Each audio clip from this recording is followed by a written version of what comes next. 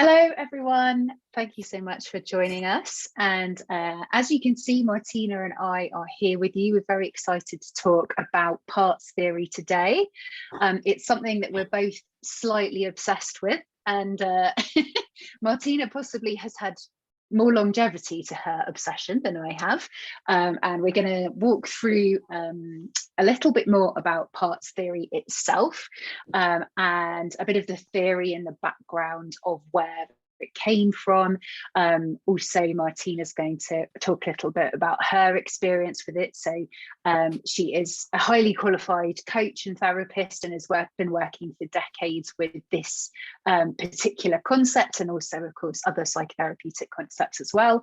Yeah, we're going to allow you to ask questions if you wish, and talk a little bit about how this particular mindset theory can be really useful for business in particular as well, and how you can overcome blocks and generally help become more successful and more aligned and more joyful in your business through using this concept as well. So welcome, Martina. Hello.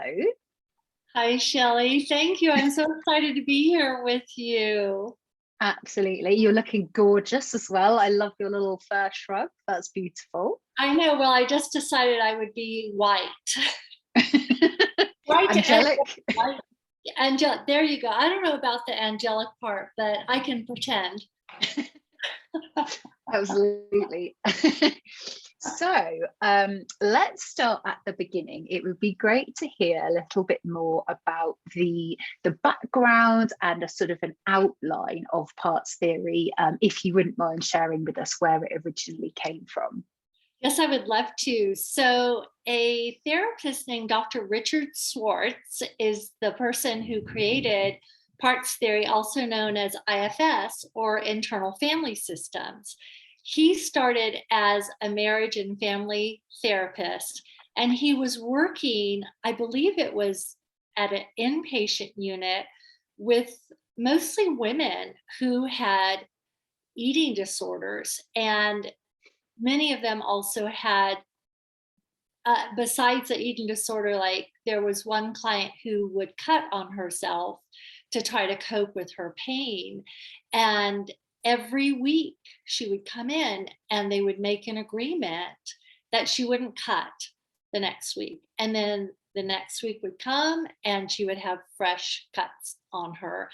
And Richard finally threw up his hands and he says, I give up, you win, I don't know what to do. And a part of her spoke up and said, I don't want to win. I'm just trying to help her.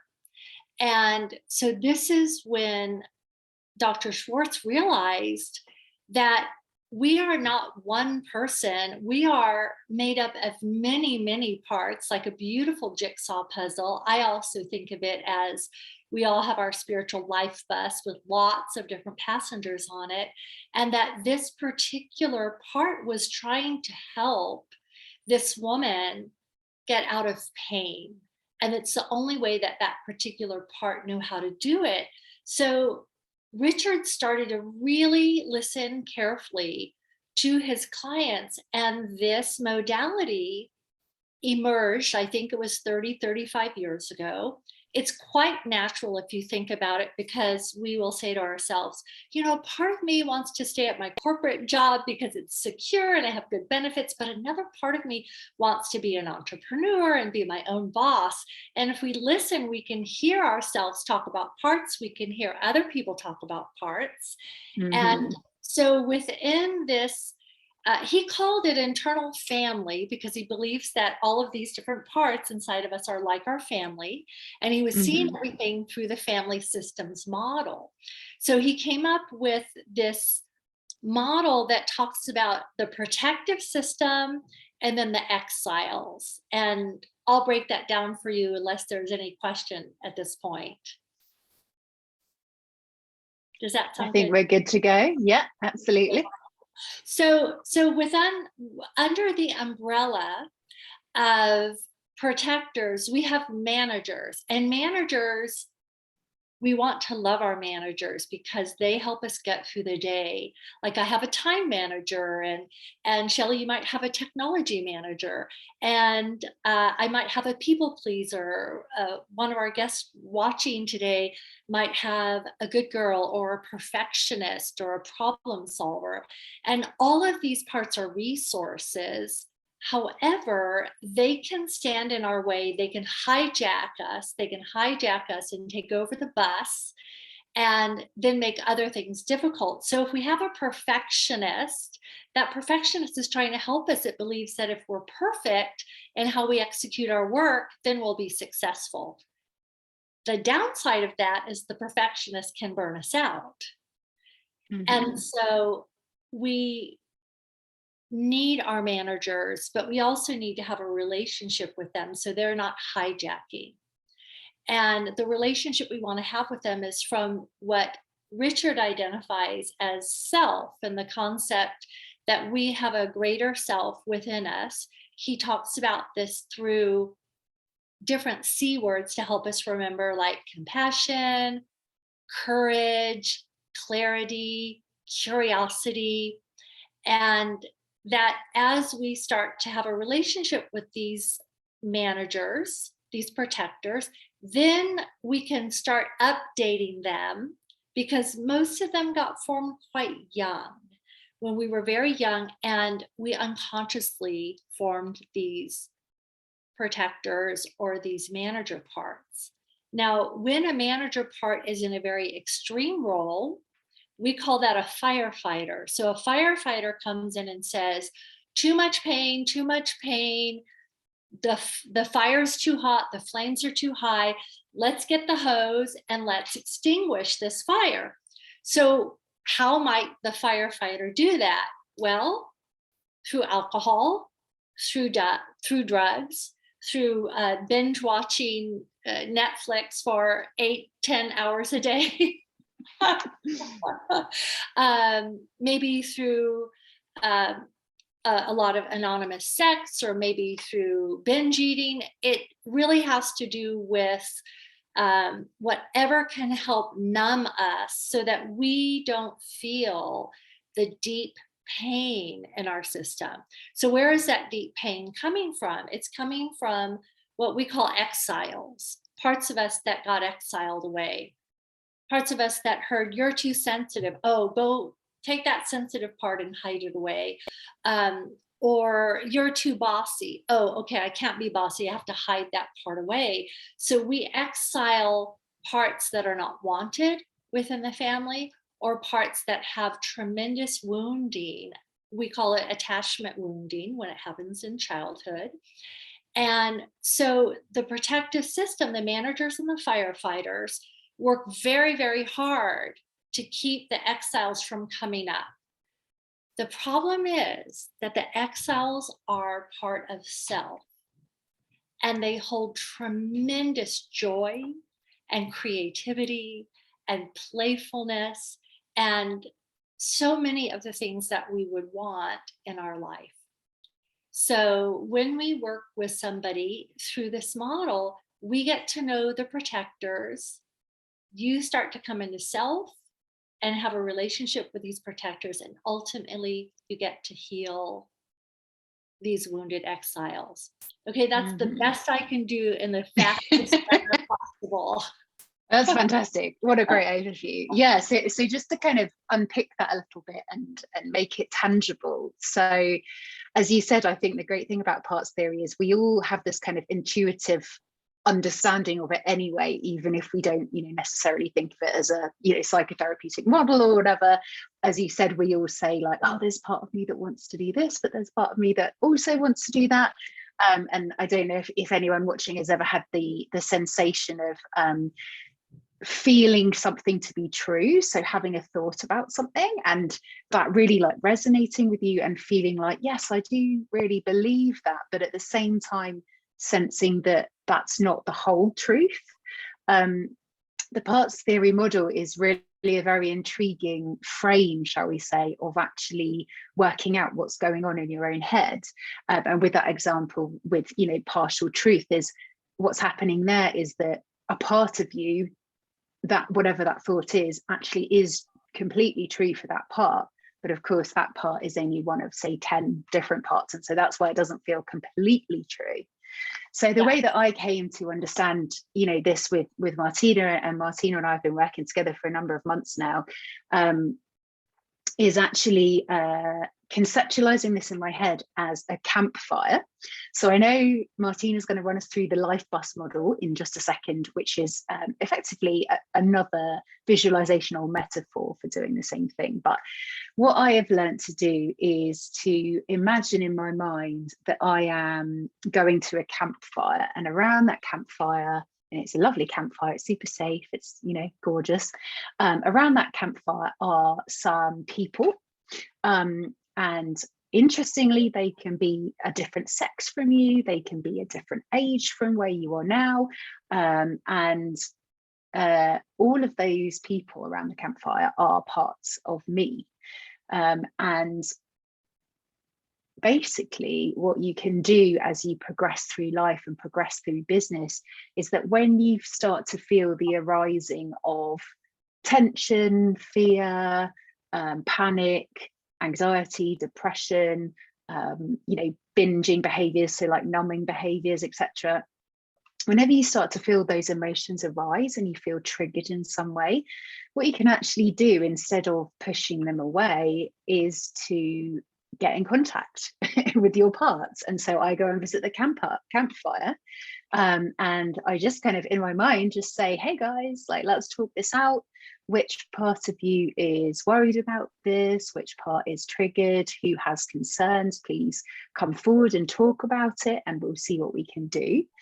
And then I find that as I open my mind to that, different parts around the campfire, or different people around the campfire, begin to come up to me, and we start to have a conversation of what is it that is worrying them about that particular situation. And the beauty is, of course, in my favorite thing about the whole model is that it's incredibly inclusive.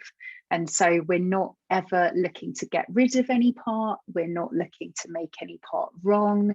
We're not overriding ourselves. We are literally sort of gathering all parts of ourselves together in a really loving way. And as Martina said, it is that sense of kind of a family of all of us working together to keep us safe, but also to grow and be joyful and enjoy our lives, and all of that good stuff as well. So Martina, is there anything that you can add there about the life bus analogy as well? So if people don't resonate with the idea of a campfire, can you walk us through the life bus as well? Yes, although I was thinking that I might want to trade my bus in for a campfire, or maybe I'll just drive my bus of passengers to the campfire. And absolutely. Say, everybody get off. I used to have a boardroom, right? Yes. That was, the board woman. Yeah. And no, I love the bus passenger analogy, because we're all traveling through this life, trying to figure it out, trying to do the best that we can. And we've all had that experience of being hijacked. Things are going along quite well. And then at work, and the phone rings, and it's your mother-in-law. And your mother-in-law triggers you in a way that maybe shuts you down, and some other part comes on that maybe is very passive and very agreeable and doesn't want to rock the boat. And that when that passenger or part hijacks us, we don't recognize ourselves. I mean, we may recognize, bless you, Shelley. We may recognize that we're not being ourselves, but we don't know how to stop that. We don't know how to get out of that situation. And typically that bus will go along, and once the part feels as if it's out of danger, the bus is out of danger, it will get out of the driver's seat. And so how do we build a relationship from self with these different passengers so they don't feel that they need to hijack us? And I love what you mentioned in terms of inclusivity. I would say that some of the parts that you, not you personally, we don't like about ourselves are some of our most valuable parts. And often if we don't like a part, we will try to manage it. We will try to shove it away instead of accept it. In fact, I remember when I went to see an IFS therapist many years ago, I was telling her about this young wounded part I had that felt very abandoned at a young age in my family. And that when I was dating somebody, when I was in a relationship, that part was often hijacking me or at the front of the bus, just so frightened of being abandoned. And the therapist said to me, well, Martina, it sounds like, you've tried to get rid of that part. You've tried to kill it off. You've tried to put it in deep freeze. Tried to deny that it even exists. Chuck it off the back of the bus. Yeah, exactly. Like threw it off the bus, off my bus, put it in the baggage, the component, right? The baggage, all wrapped up, tied up. And she goes, the one thing you haven't done is you haven't accepted that part. I'm like, what a preposterous suggestion that I accept this part that I don't like. But it felt a little bit like having ice water thrown on my face. It woke me up and I realized she was right. Nothing I had tried before for decades worked until I started to accept it. And I think of, in Buddhist tradition, they talk about near enemies. They may be a part of us that can seem like an enemy. It's not really an enemy. It's trying to help us. And we want to say, hello, come over here. Would you like to share a cup of tea with me? Let's have a little chat. Let's have a chat. Was that helpful? Yeah, absolutely. So just to continue on that bus analogy. So for anyone that's still wrapping their head around this, if you can visualize or imagine, a school bus, for example, you have your driver in the driver's seat. And in this analogy, that driver is you, the deepest you, your highest self, your soul, whatever you want to call it, whatever resonates with you. And then obviously behind you on the bus are a smorgasbord of passengers, that you could have 3, you could have 30, who knows at this point. 300, Exactly, yeah, whatever. It's going to be a really big bus. And some of those passengers, will be nearer the front of the bus than others. So as Martina said, there'll be some that you barely ever talk to, that you're not aware of at all, that are kind of right back at the bus on their iPad. They don't bother you at all. And then there are, others that are almost at your shoulder all the time as you're trying to drive, and they keep interrupting you and sort of shouting at you and trying to get your attention. And so it's just a really lovely way of visualizing how you might interact with those bus passengers. And of course, when Martina says she uses the word hijacking, that's also an allusion to being triggered or becoming in some way sort of unconscious to your own thoughts and actions.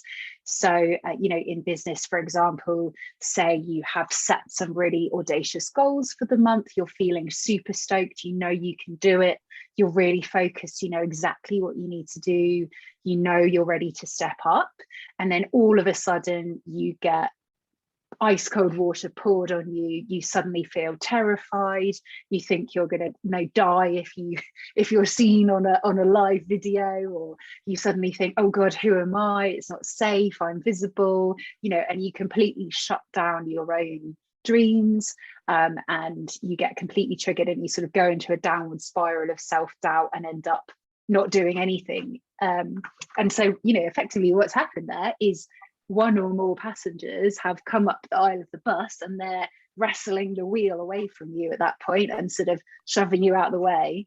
That's all that's happening. And so as Martina said, what we want to do is actually avoid that sort of violent struggle part of that equation, and actually instead almost like preempt that that hijacking, and sort of not get to that extreme, so we don't have to have those really extreme emotions and very upsetting sort of experiences and things like that. Yeah. We want to actually instead have an ongoing dialogue with those parts, so that you know, we don't get to those lengths.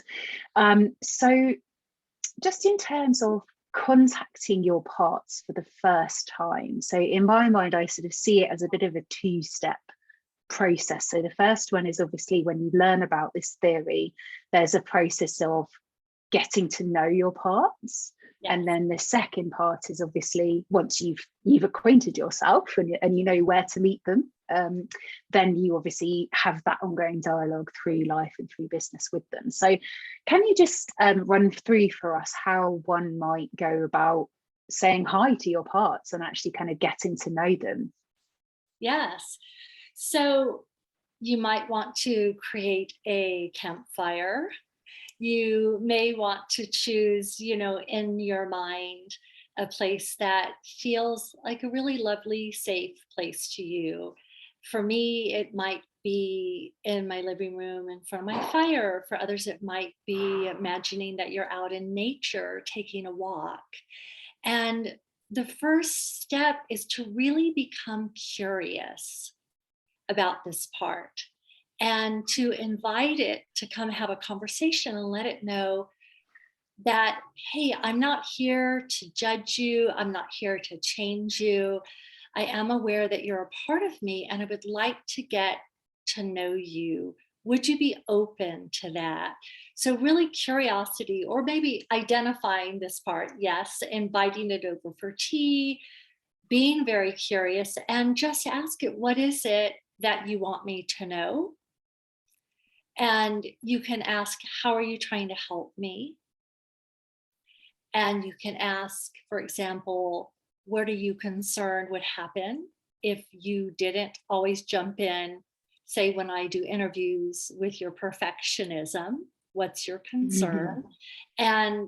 And Shelley and I actually, we have a little attachment, I think, that folks can maybe access, download through your website, and it will take you through some of these very basic steps, the beginning steps of getting to know a part.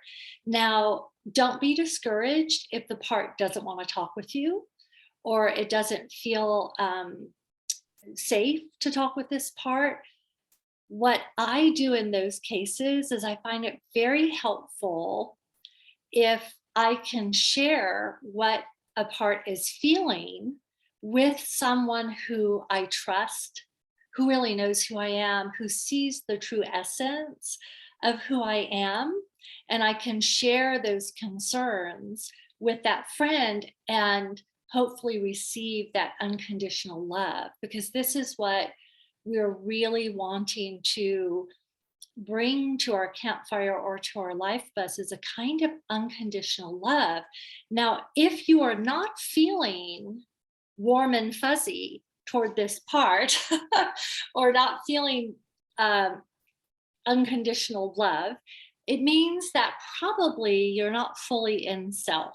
It means probably that there is another part that's going, there is no way I'm going to let you talk to that perfectionist, because that perfectionist causes trouble. So I'm going to make sure you can't talk to that perfectionist. Okay, that's when it's time to call in the professionals.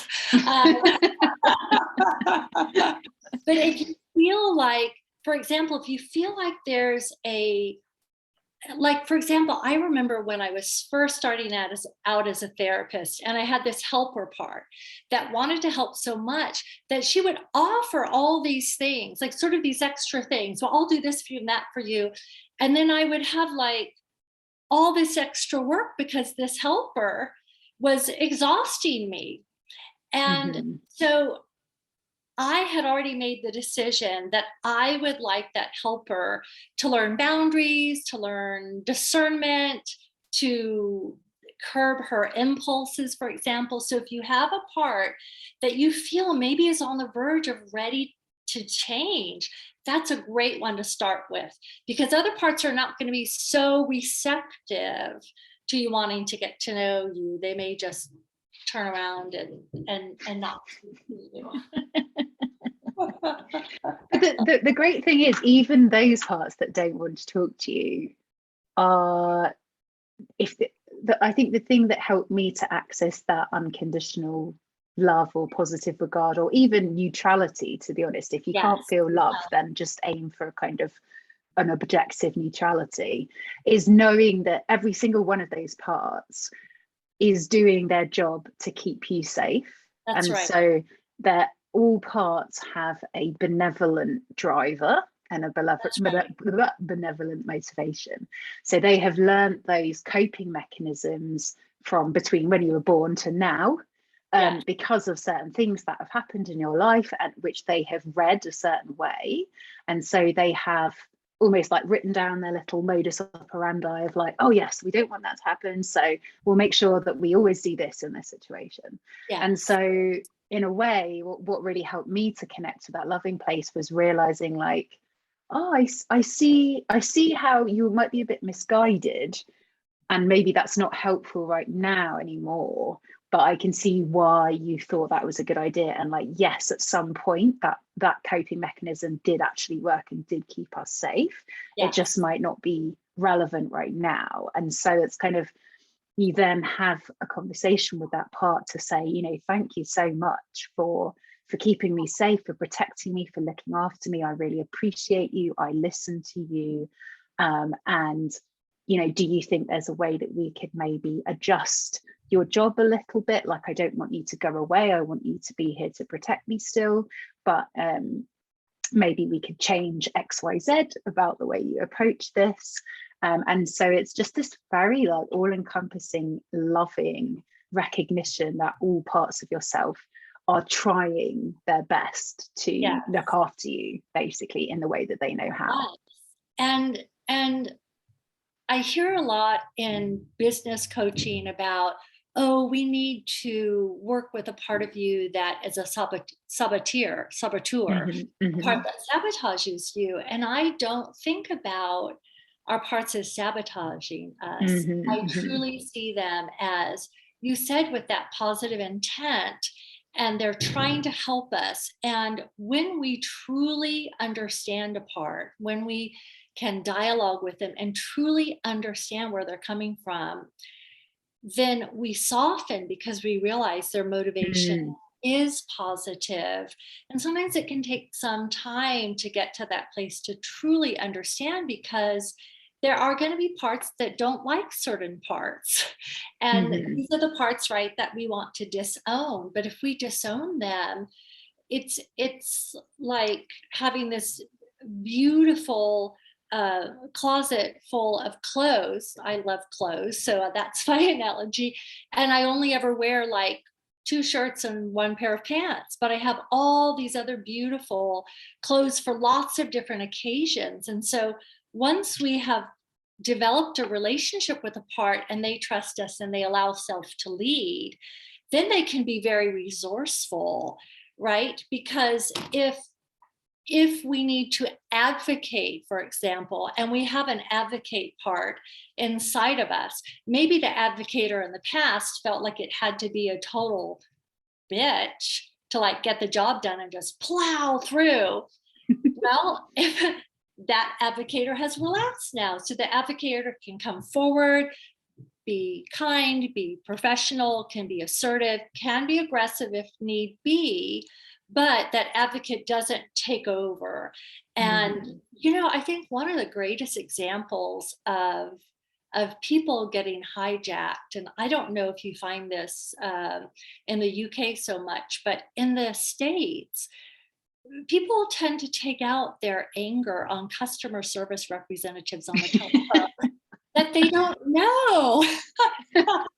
Because it feels safe, right? Yes. They're anonymous. I'm never going to talk to you. And so I'm going to let this part come in and just let you have it, even though you really don't deserve it, because you're trying to help me, right? But that's a great example. People just like getting totally hijacked, and someone takes over and is not nice, thinking that that's the way to get something done.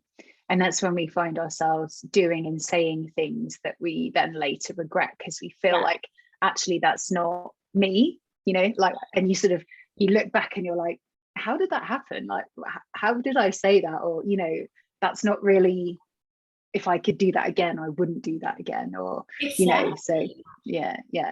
Exactly. And I was thinking about your question in terms of how we can help our parts in business. I think, for example, you gave some great illustrations of maybe the fear of being seen, or the fear of maybe imposter syndrome.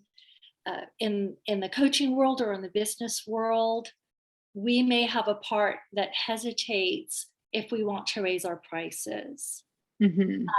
And maybe we've been undercharging for years and years, and we know it's time to raise our prices, but we can't. And we can't take that action because there's a part or other, one or more parts that are concerned that something bad will happen if we raise our prices. Oh my goodness, I'll lose all my clientele, or people will judge me, or what have you. And so this is such a beautiful model. This is why I use it in coaching others, is to help them with their parts that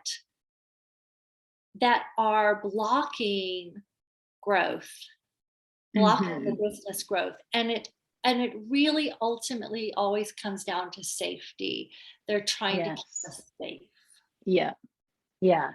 So yeah, I think this is such a juicy point. So let's dive in here a little bit more. So I've always felt not particularly resonant with the idea of, as you said, like blocks or saboteurs, or this quite black and white thinking about there being some sort of wall, I guess, in the way that is almost like an external wall, really, that we can just kind of pluck out of existence, and ta-da, we'll like up level and triple our business in a week or something like that. Exactly. So wouldn't that be nice if it's true? Yeah. But yeah, I don't really.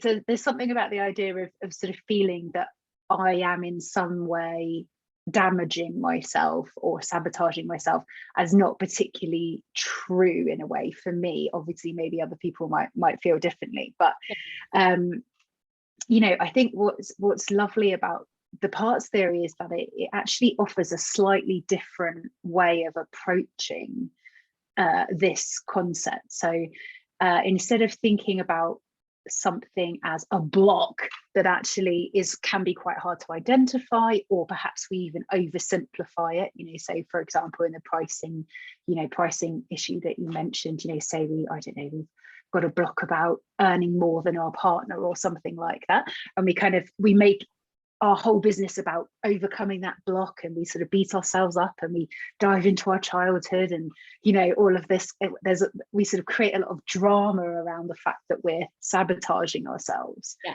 And sort of getting in our own way and things like that. And actually what I love about the parts theory is that it kind of, as you said, the word soften really is important here, I think.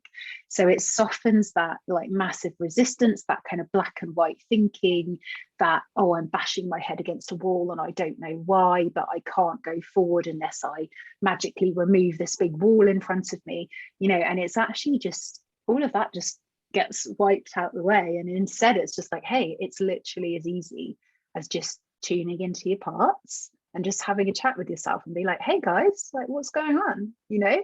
And there's no drama, exactly right. There's no arguments, there's no resentment, there's no kind of you know, ground shaking, earth shattering block removal. It's just literally like a conversation. And then you know, once you know what the concerns are, then hey, like you're in control, you know, you're in charge as you, as your soul. And so you get to have a conversation and figure out what's next. And the great thing is that you're not relying on anyone else to fix you. You're not relying on, oh, well, my coach told me that I should put my prices up 3 times or whatever, you know, I should triple my prices, so I'm going to do that even though I'm terrified, but she says I should do it. Yes. You're not relying on anyone else's arbitrary structures or, you know, thought process. You're actually driving every decision in your business from your own very unique personal synchronicity of parts and personalities, which is very, very unique to you. Oh, I'm getting tingles. but yeah, like making every single decision and growing your business from a very wholesome, intentional, grounded, 360, all-encompassing authentic place from you, and that's just a really beautiful place to be. It was so beautiful, and I love your understanding of the model. I love how articulate and expressive you are. And I was thinking about that example of my coach. Well, first of all, I do believe that all of our answers exist within us, that we all have this inner wisdom. And yes, let's say my coach says I need to triple my rates, and maybe most of me is on board with that. But let's say, as you mentioned, that I have a part that's terrified to raise my prices, then basically I have to get in a position to somehow manage that terrified part, right? Maybe I'm going to lock it in the closet even though it's screaming. Or maybe I work really hard to manage it and not let anybody see, this part that's really terrified. But then I get on a call with somebody and it's time to share what my rates are, and that part jumps in and she can't do it. She's not comfortable with it. So this is different than managing yourself and managing aspects of you that don't feel like they work. This is about genuinely having a conversation, as you say, and genuinely developing a relationship. And, earlier in my career, I did a lot of teaching of meditation and creative visualization. And while those principles hold a lot of truth, if we are making affirmations or we are imagining what we want to manifest and create, okay, that's beautiful. But what if some of our parts don't feel safe having that come into our life? And so this is where, when we have a relationship from self, the parts transform and they heal from a very deep level. And I want to make that point because it's very different than managing ourselves, which is what we're all really taught to do.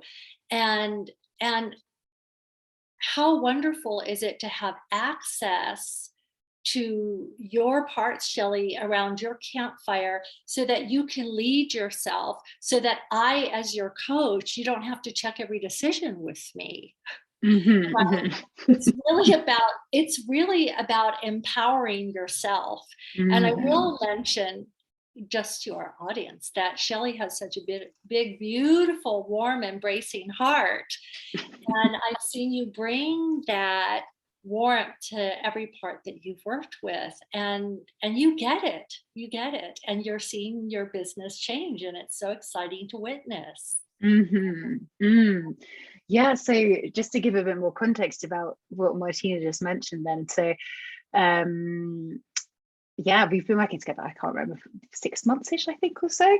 So I sought out Martina because I could see that I was repeating a pattern of burnout, and I guess I would call it success at all costs, quote unquote. So kind of managing away, or out of the way, those parts that are saying, I'm tired, this is too much, this isn't aligned, and just be like, shut up.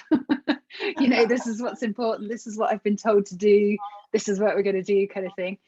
And having been through 2 very deep burnouts in my life before, I was very aware that I did not want to repeat the same pattern. And I knew that something in my mindset and my approach to business had to adapt and evolve. Otherwise, I was just going to repeat history, basically.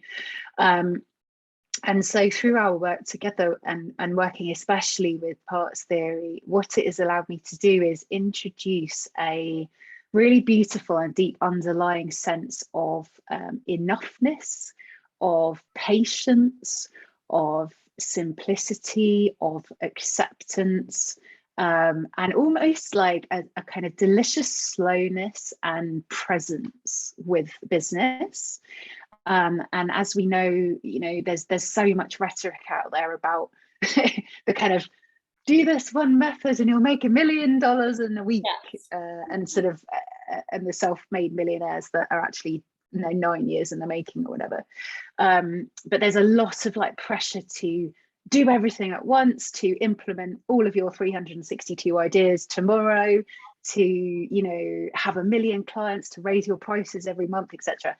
And actually what working with my parts has let me do is to slow that down and to build my wonderful business that I am deeply in love with from a place of absolute intentionality and enjoyment of the journey. So everyone always talks about the cliche of like enjoying the journey, but this really is a wonderful way to drop into, hey, what's happening today? How do I feel today?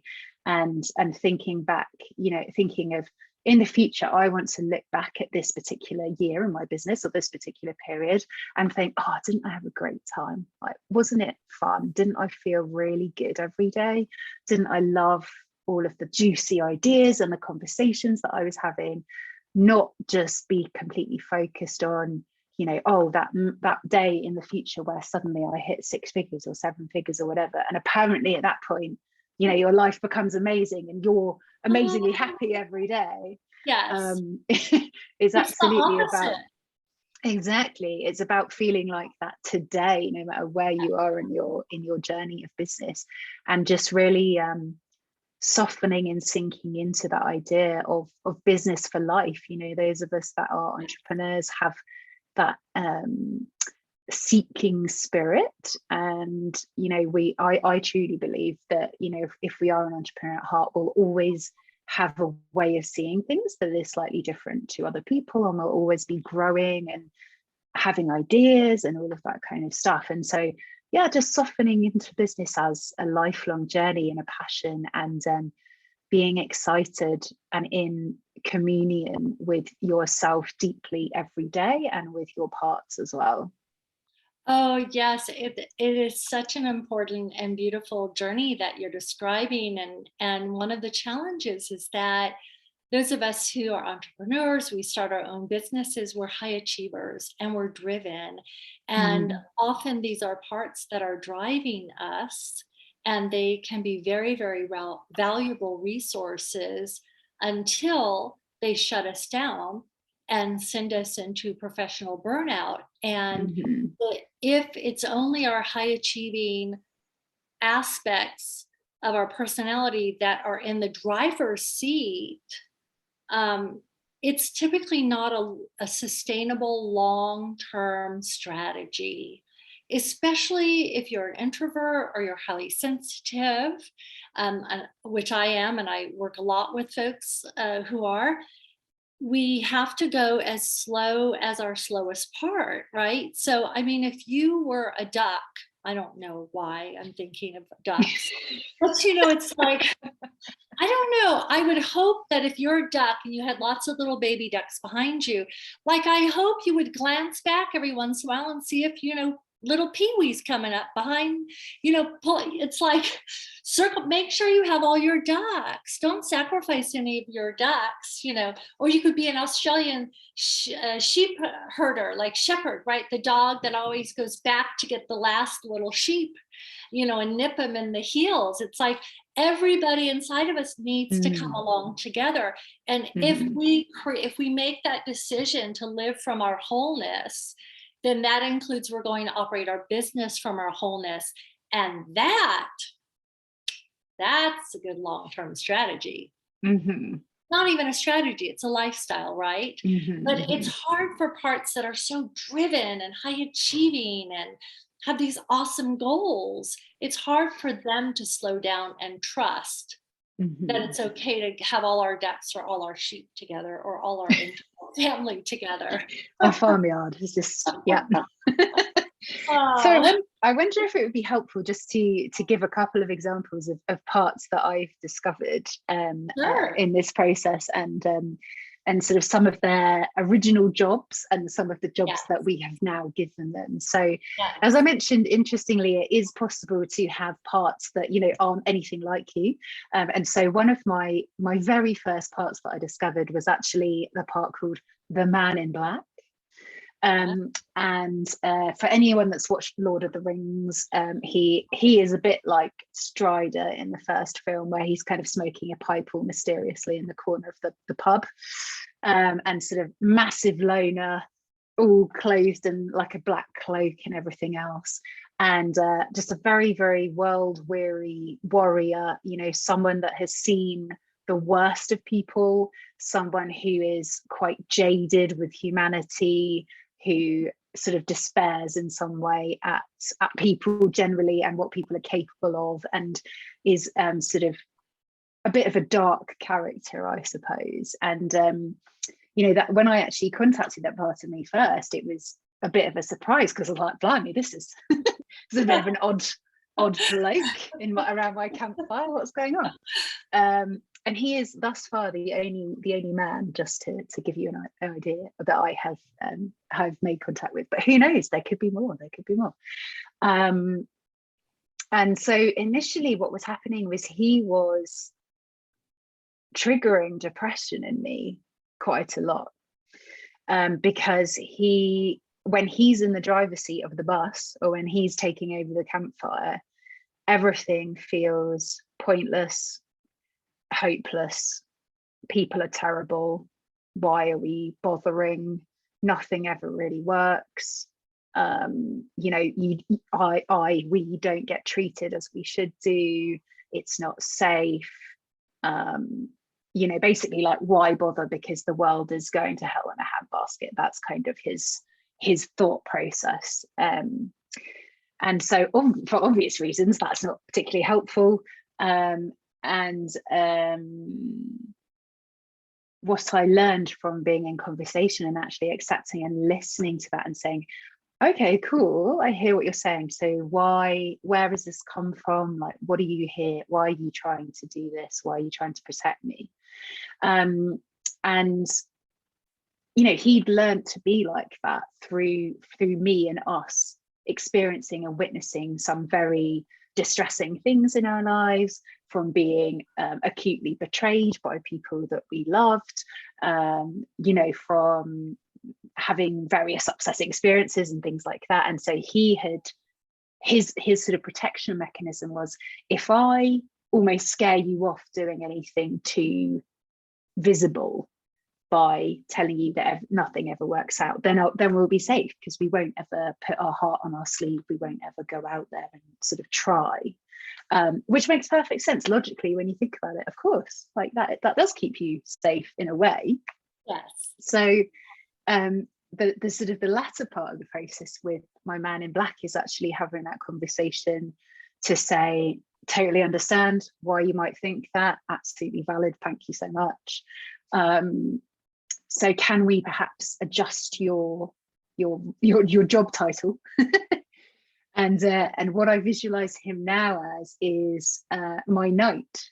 So I'm sure, you know, anyone that has dived into medieval folklore or watched Game of Thrones or anything like that is very aware of sort of the queen that sits on her throne, and she has her extremely loyal head knight, if you will, sort of leader of the armed forces, who is absolutely dedicated to her, would, you know, lay down his life for her, and is dedicated to protecting her and the realm and her interests and things. And so, you know, that man in black has now been transformed into a knight with beautiful armor, because it's true that bad things do happen in life, and I have a propensity to always see the best in everyone, which sometimes leads me to be taken advantage of, to be hurt, etc. And so I still need the man in black. I still need that knight at my side to say, hey, Shelley, just be a bit cautious here, because we're not completely sure about that person, or not sure you should go there at this time, or whatever it is, you know. So we absolutely need him. He's still around the campfire. He's absolutely part of my dream team. But it's just that process of slightly adjusting the the job title and the job role, and almost honoring that part's most noble self, if that makes sense. So like, you know, it was almost like when he was the man in black, he used to be a knight, but he'd gotten so jaded by the world that that's how he turned into the man in black. And so now it's just like appealing to that core noble part of him, and bringing that forward. So hopefully that is like an example of how to work with a part. Yeah, I think that's such a beautiful example. I remember when you went through that transformation, and you know, one of the conditions that needs to exist for a part to be willing to update its job title or job duties is to really feel safe that, okay, Shelley, this queen, she is in charge. Because often these parts they're formed before we're conscious, they're formed when we are young. Often parts think that we're still 3 or 4 or 5 or 6 years old. And when they get updated and they realize, oh my goodness, look at Shelley, she has all this life experience, and she's this beautiful, mature, grown woman now. Maybe she doesn't need protecting in the same way. And so it's really the part that makes the decision that it's safe enough to now go from, in this case, being the man in black to being the knight who can protect you and who's discerning and who says sometimes, slow down a little bit, you know, we don't want you to become hurt. And yeah, I mean, all of these parts are resources, and all of our parts have self energy. And one of the things that's so beautiful is that we get to know our protective system, and they start to relax and they start to trust us. And these parts update their job descriptions and resumes. Then we have a growing force of self energy, so that more and more it is self that's leading us through our days, our relationships, our work, all the decisions we make. It's really self. And the IFS Institute, Internal Family Systems Institute, used to be called the Self Leadership Institute. And I love that because it is about self leading. And that's been such a beautiful journey to witness with you as you come into more and more self that leads your life. And self is very inclusive. Self is our wholeness.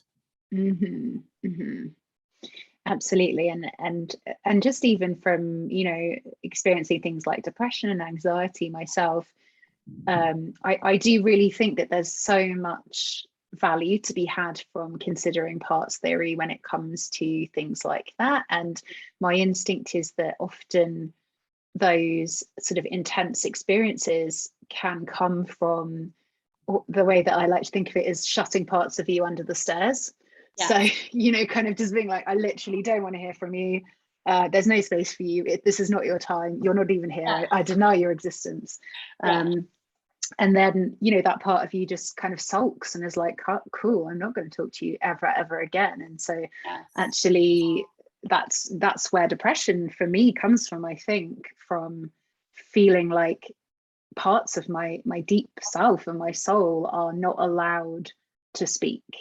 And, you know, those parts eventually just give up.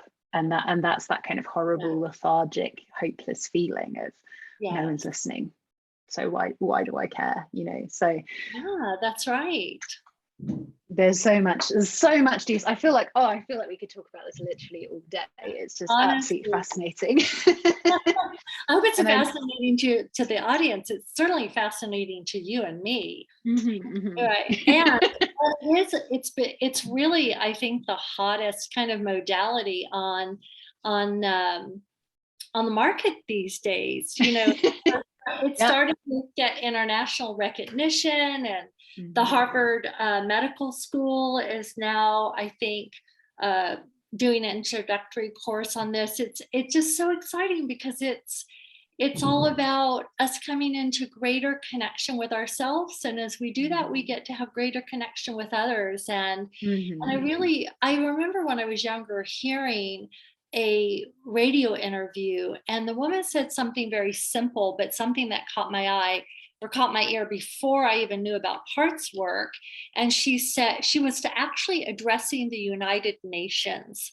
And she said the only way that we are going to be able to accept diversity in other nations and in other cultures is when we embrace the diversity that is inside ourselves. And that's what parts work is all about. It's embracing that and coming to terms with and including and loving, the diversity of parts that exists within us. Oh, beautiful, beautiful. That's such a lovely place to wrap up today's session. So Martina, how can people find out more about you? Where do you live on the internet? Well, most of the time I live on the Brave Introvert, thebraveintrovert.com. And that website tells you about my work and tells you about the types of people I work with and businesses I work with. And if you go on there, there's a free ebook on boundaries. And, one thing I'll say about boundaries is that, we know what our boundaries are. We know what we need for our boundaries. It's just that how do we hold those boundaries? How do we really hold them? And that has to do with working with your parts. So come on over and sign up for your ebook at braveintrovert.com. Oh, awesome. Okay. And also for everyone watching this, you can also head over to the-business-whisperer.com/parts and download a free journal that Martina has created for you, which is going to walk you through the process of connecting to and conversing with your parts. So the first part of that process that we talked about earlier. And we both wish you many happy conversations with your parts. I have a feeling that we'll probably talk again about this, Martina, because it's just so incredibly juicy. But yeah, thank you so much for being with us. Thank you for hosting and thank you for sharing your experience and your enthusiasm. I really appreciate it. Absolutely. Cool. Well, thank you everyone for joining us, and we will see you again soon. Have a wonderful day. Bye. Bye.